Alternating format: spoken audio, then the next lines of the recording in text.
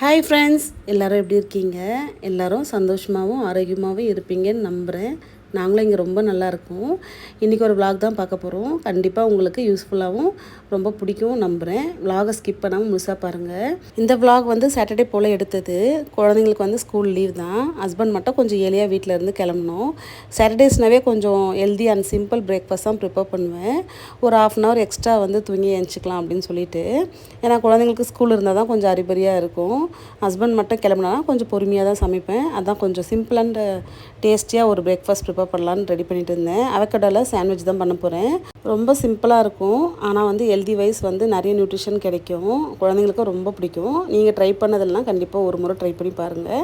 இந்த சாண்ட்விச் அவகேடோவில் தான் பண்ணமான்னு சொல்லிட்டு யாருக்குமே தெரியாது. நம்ம சொல்கிற வரைக்கும் எந்த ஒரு ஃப்ளேவராக இருக்காது. ஆனால் டேஸ்ட் ரொம்ப எம்மியாக இருக்கும். அவகேடோ வந்து நல்லா கட் பண்ணி உள்ளே இருக்க அந்த ஃப்ளஷ்லாம் எடுத்து நல்லா வந்து ஸ்மாஷ் பண்ணி வச்சுக்கலாம். இது கூட வந்து சாப்டு ஆனியன்ஸ், டொமேட்டோ, நமக்கு என்னென்ன வேணுமோ, நமக்கு என்னென்ன ஃப்ளேவர் பிடிக்குமோ எல்லாமே ஆட் பண்ணிக்கலாம். நம்ம சாய்ஸ் தான். கொஞ்சமாக வந்து சில்லி ஃப்ளேக்ஸ் ஆட் பண்ணிக்கிறேன். வீட்டில் சில்லி ஃப்ளேக்ஸ் இல்லைன்னா காஞ்ச மிளகாவை மிக்ஸி ஜாரில் போட்டு நல்லா ஒட்டி எடுத்தோம்னா சூப்பராக ரெடி ஆகிடும். கொஞ்சமாக வந்து ஒரு எண்ணம் போட்டுக்கிறேன். பீஸா வாங்கும் போதெல்லாம் வந்து இதெல்லாம் சேவ் பண்ணி வச்சுக்குவேன். பீஸா வந்து அடிக்கடிக்கெலாம் வாங்க மாட்டோம். ரொம்ப ரேர் தான். வாங்கும் போது இது எடுத்து அப்படியே ஃப்ரிட்ஜில் எடுத்து வச்சுக்குவேன். கொஞ்சமாக வந்து சால்ட்லாம் போட்டு லெமன் ஸ்க்வீஸ் பண்ணி பெப்பர் பொடி எல்லாமே ஆட் பண்ணிக்கலாம். பண்ணிவிட்டு கொஞ்சமாக மைனஸ் ஆட் பண்ணி மிக்ஸ் பண்ணிக்கிறேன். இது வந்து கொஞ்சம் டேஸ்ட்டை வந்து என்ஹான்ஸ் பண்ணி கொடுக்கும். நல்லா கலந்துட்டு நம்ம வந்து ப்ரெட் கூட வந்து டோஸ்ட் பண்ணி எடுக்க வேண்டியது தான்.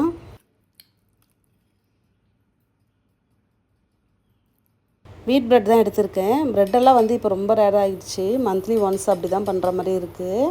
அதுவும் வந்து ஆப்ஷனே இல்லை, முடியலன்ற போது தான் முடிஞ்ச அளவுக்கு வீட்லேயே வந்து எல்லாம் ரெடி பண்ணி குழந்தைங்களுக்கு கொடுக்கணும்னு நினைக்கிறேன். பட்டர் அப்ளை பண்ணிவிட்டு 2 பக்கமும் வந்து நல்லா டோஸ்ட் பண்ணி எடுத்துக்கலாம். எப்போ சாண்ட்விச் பண்ணாலும் 2 சைடும் டோஸ்ட் பண்ணி எடுத்து அப்புறம் பண்ணால் ரொம்ப டேஸ்ட்டாக இருக்கும்.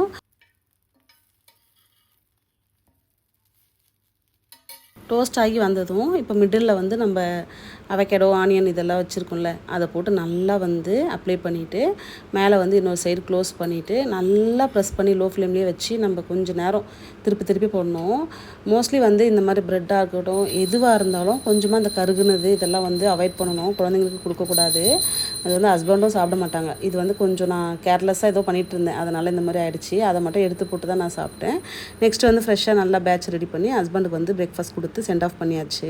எனக்கு இந்த சாட்டர்டே சண்டே மட்டும் எப்படி போகணும்னே தெரியாது. நான் நினைப்பேன் எல்லாம் ப்ரீ பிளான் பண்ணிவிட்டு 2 நாள் கொஞ்சம் ரெஸ்ட் எடுக்கணும். ரெஸ்ட்டு மீன்ஸ் கொஞ்சமாவது டிவி பார்க்கணும், ஏதாச்சும் மீ டைம் பண்ணணும்னு நினைப்பேன். ஆனால் இந்த 2 நாள் மட்டும் எனக்கு அவ்வளோ பிஸியாக போகும். மோஸ்ட்லி வந்து சாட்டர்டே வந்து குழந்தைங்களோட யூனிஃபார்ம்ஸ், அதுக்கப்புறம் பேக்லாம் வந்து வாஷ் பண்ணி அதை ரெடி பண்ணி வச்சுருவேன். சண்டேயில் வந்து நான்வெஜ் இதெல்லாம் பண்ணணும். அப்படியே ஓடிடும். அதுக்குள்ளே சண்டே ஈவினிங் வந்துடும். இந்த மாவு அரைக்கிற வேலை மோஸ்ட்லி இந்த சாட்டர்டே சண்டே வச்சுக்கவே மாட்டேன். இன்னும் ரொம்ப ஆக்குப்பைடாக வச்சுக்கும். குழந்தைங்க வந்து தூங்கிட்டு தான் இருந்தாங்க. அதுக்குள்ளே வந்து ஒரு குட்டியாக வாக் பண்ணிவிட்டு அம்மாவுக்கு கால் பண்ணி பேசிவிட்டு வந்துடலான்னு சொல்லிட்டு தான் ஒரு 10 நிமிஷம் அப்படியே ஸ்பெண்ட் பண்ணிவிட்டு கீழே வந்தேன். கீழே வந்த உடனே இவங்க டிவி ஆன் பண்ணிட்டாங்க. லீவுனா போதும் இவங்களுக்கு ரொம்ப கொண்டாட்டமாக இருக்குது. எப்படா ஃப்ரைடே வரும்னு எதிர்பார்த்துட்ருக்காங்க. நாமளும் இந்த ஸ்டேஜில் கடந்து தானே வந்தோம்னு சொல்லிட்டு நான் எனக்குள்ளேயே சொல்லிக்குவேன். மெயினாக லீவ் டேஸில் எப்படி ஸ்கூலுக்கு காலையில் எழுப்பி ரெடி பண்ணுறோமோ அதே மாதிரி எழுப்பி அவங்கள ரெடி பண்ணிட்டு தான் பிரேக்ஃபாஸ்ட் கொடுப்பேன். அது ஒரு பெரிய வேலையாக இருக்கும். ரொம்ப ரிலாக்ஸாக இருக்கும். காலையில் அவங்கள ஃப்ரெஷ்ஷப் ஆகி நல்லா ட்ரெஸ் பண்ணி விட்டாவே நமக்கு பார்க்குறதுக்கு ரொம்ப நல்லாயிருக்கும். குழந்தைங்களுக்கு பிரேக்ஃபாஸ்ட் கொடுத்தாச்சு. இது வந்து நம்ம வீட்டோட புது வரவுன்னு இல்லை, குட்டி போட்டிருந்தேன். நான் அவங்ககிட்டலாம் காட்டல. யாராச்சும் கேட்பாங்களா கொடுக்கலாமான்னு வெயிட் பண்ணிகிட்ருக்கேன். மோஸ்ட்லி வந்து வீட்டுக்குள்ளே அலோவ் பண்ண மாட்டேன். இந்த கார்னரில் மட்டும் கொஞ்சம் நேரம் விளையாடிட்டு அதுக்கப்புறம் அனுப்பிடுவேன். பால்கனியில் தான் இருக்காங்க. ஃபைனலாக வந்து எல்லா வேலையும் முடிச்சுட்டு டக்குன்னு ஃப்ரெஷ்ஷப் ஆகி வந்தாச்சு. சாட்டர்டேஸில் வந்து ஹஸ்பண்ட் கொஞ்சம் ஏர்லியாக வந்துடுவாங்க. அதனால் வந்து டக்குன்னு சமையல் வேலையெல்லாம் முடிக்கணும். இன்றைக்கி வந்து கொஞ்சம் கேக் பண்ணுற வேலையும் இருந்தது. அதனால் சமையல் கொஞ்சம் சிம்பிளாக பண்ணிக்கலான்னு சொல்லிட்டு தான் ரெடி பண்ணிகிட்டு இருந்தேன். ராஜ்மா வந்து நைட்டே ஊற வச்சுருந்தேன். ராஜ்மானா பெரிய காராமணி.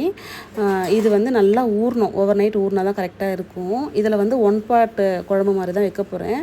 எண்ணெய் எதுவுமே கிடையாது, தாளிப்பும் கொடுக்க போகிறதில்ல. கண்டிப்பாக உங்களுக்கு யூஸ்ஃபுல்லாக இருக்கும். ட்ரை பண்ணி பாருங்கள்.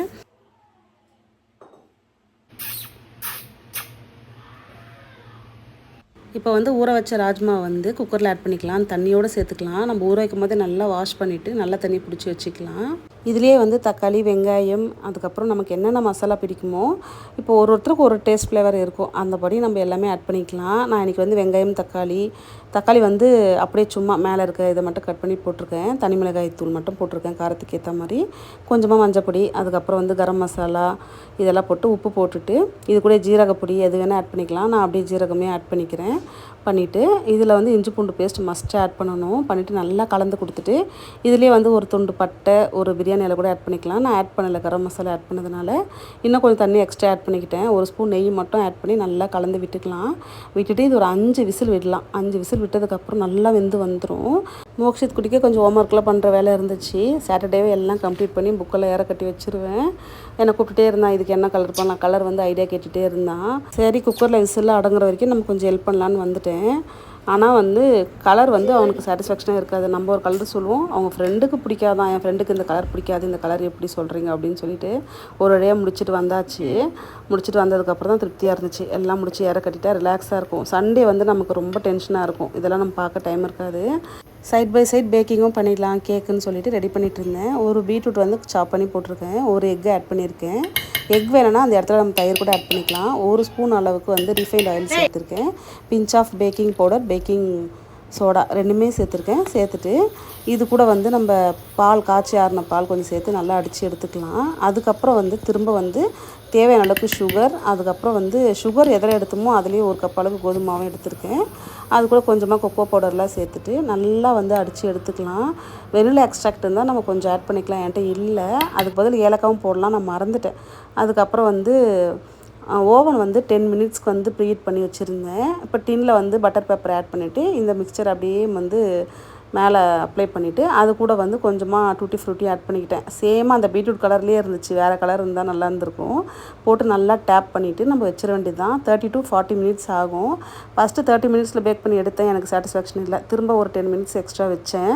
ரொம்ப டேஸ்ட்டாக இருக்கும், ஹெல்த்தியாக இருக்கும். ஆனால் பீட்ரூட் ஸ்மெல் கண்டிப்பாக வரும். அதுக்கு பதில் தான் ஒரு பீட்ரூட் இடத்துல வந்து ஆஃப் சேர்த்தாலே போதும். நான் 1 சேர்த்துருக்கேன், குழந்தைங்க சாப்பிடுவாங்கன்னு சொல்லிட்டு.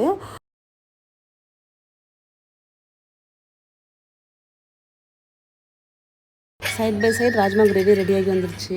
நான் என்ன நினச்சேன்னா தக்காளியோட தோலெல்லாம் வந்து அப்படியே எடுத்துடலான்னு பார்த்தேன். ஆனால் வந்து நல்லா வந்து மசிஞ்சு வந்துருச்சு. ஸ்பூனில் வச்சு நல்லா மசிச்சாவே அது மசிஞ்சிருச்சு. அவ்வளோதான், ரெடி ஆயிடுச்சு. இது வந்து நான் தாளிப்பு எதுவுமே கொடுக்கல. ரொம்ப சிம்பிளாக இருக்கும். நீங்கள் கண்டிப்பாக ட்ரை பண்ணி பாருங்கள். இது வந்து சாதத்துக்கு, சப்பாத்திக்கு எல்லாத்துக்குமே அல்டிமேட்டாக இருக்கும். இட்லி தோசைக்கும் சூப்பராக இருக்கும். நல்லா வந்து ஃபோர்க்லேயே அப்படியே கலந்து விட்டுட்டேன். குழந்தைங்களுக்கு அப்படியே கொஞ்சம் மசிஞ்சாலும் சாப்பிட்ருவாங்கன்னு சொல்லிட்டு. கசூரி மேத்தியை பேனில் வந்து சும்மா ட்ரை ரோஸ்ட் பண்ணிவிட்டு நல்லா க்ரஷ் பண்ணி ஆட் பண்ணிக்கிட்டேன். இதுதான் ஃபைனல் டச். ரொம்ப ஃப்ளேவர்ஃபுல்லாக இருக்கும். கொத்தமல்லி இருந்தாலும் ஆட் பண்ணிக்கலாம். கேக்கு வந்து நல்லா பேக் ஆகி வந்துருச்சு. குழந்தைங்களுக்கு வந்து ஸ்மெல் போயிடுச்சு போல். ஓடி வந்தாங்க, என்ன பண்ணுறீங்கன்னு சொல்லிட்டு. நான் வந்து நல்லா கூலிங் ஆனதாக சாப்பிட்ணும். ஏன்னா எப்போவுமே சூடாகவே சாப்பிட்றாங்க. கேக் வந்து நல்லா அந்த ஹீட்லாம் குறைஞ்சி கொஞ்சம் சில்லாக சாப்பிட்டா தான் நல்லாயிருக்கும். அதுக்கப்புறம் வந்து இன்றைக்கி லஞ்சுக்கு வந்து கொஞ்சம் சப்பாத்தியும் பண்ணியிருந்தேன். அப்பளம், அதுக்கப்புறம் அந்த ராஜ்மா கிரேவி. இது தாளிக்கல, அந்த ஒரு இதுவே தெரியாது. ரொம்ப டேஸ்ட்டாக இருக்கும்.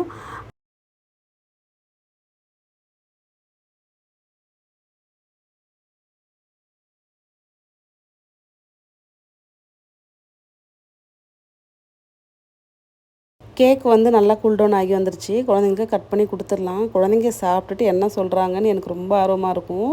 ஒவ்வொரு முறை பேக்கிங் பண்ணும்போது இப்படி தான் இருக்கும். இது வந்து ஓடிஜி இல்லாட்டி நம்ம பேனில் கூட பண்ணலாம், குக்கரில் கூட பண்ணலாம். கண்டிப்பாக ட்ரை பண்ணி பாருங்கள். கலர் பார்க்குறதுக்கு அவ்வளோ அழகாக இருந்துச்சு. டெக்ஸ்சரும் அவ்வளோ சூப்பராக வந்துருந்தது. நான் வச்சுருக்க ஓடிஜி, அதுக்கப்புறம் அதோட ரிவ்யூ, அதுக்கப்புறம் ஓடிஜியில் எப்படி பிகினர்ஸ் பேக் பண்ணுறது அப்படின்னு சொல்லிட்டு 2 வீடியோ வந்து நான் அப்லோட் பண்ணியிருக்கேன். உங்களுக்கு தேவைப்பட்டால் டைம் இருக்கும்போது கண்டிப்பாக செக் பண்ணி பாருங்கள். கண்டிப்பாக அந்த வீடியோ ரொம்பவே யூஸ்ஃபுல்லாக இருக்கும். பிகினர்ஸ் ஃப்ரெண்ட்லியாக இருக்கும். நான் வந்து டீட்டெயிலாக வந்து அதில் ஷேர் பண்ணியிருக்கேன். நான் வந்து டிஸ்கிரிப்ஷனில் வந்து லிங்க் வந்து வைக்கிறேன். தேவைப்படும் போது செக் பண்ணி பாருங்கள். குழந்தைங்களுக்கு கேக் ரொம்ப பிடிச்சிருந்தது. எனக்கும் ரொம்ப சாட்டிஸ்ஃபேக்ஷனாக இருந்தது. ஓகே ஃப்ரெண்ட்ஸ், நம்ம வீடியோட எண்டுக்கு வந்துட்டோம். கண்டிப்பாக இந்த விலாக் உங்களுக்கு பிடிச்சிருக்குன்னு நம்புகிறேன். யூஸ்ஃபுல்லாக இருந்துச்சுன்னு நம்பினீங்கன்னா மறக்காமல் சப்ஸ்கிரைப் பண்ணி சப்போர்ட் பண்ணுங்கள். உங்களோட தாட்ஸை வந்து எனக்கு கமெண்ட்டில் சொல்ல மறக்காதீங்க. இன்னொரு இன்ட்ரெஸ்டிங்கான விலாகில் நம்ம மீட் பண்ணலாம் ஃப்ரெண்ட்ஸ். தேங்க்ஸ் ஃபார் வாட்சிங். Bye bye.